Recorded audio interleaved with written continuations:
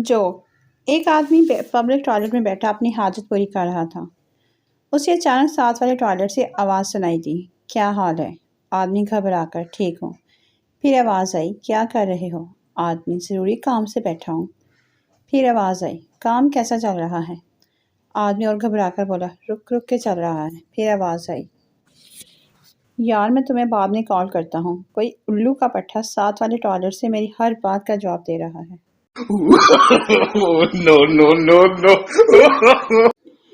Joke. एक लड़का और एक लड़की इंटरनेट पर चैटिंग कर रहे थे।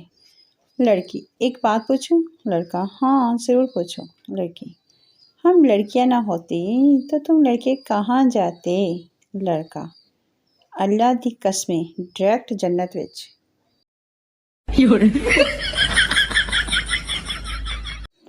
जोक। पहली बार बच्चे को स्कूल से घर लाया और बीवी से बोला, स्वीट हार्ट, ये रास्ते भर रोता रहा, कहीं ये बीमार तो नहीं है?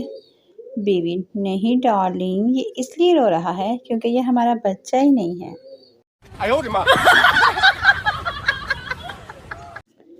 जोक। आधा किलो बर्फी खाने के बाद एक आदमी ने कहा, ज़रा एक रसगुल्ला तो देना, मुंह मीठा करना है। दुकानदार, पहले साबन खादा ही।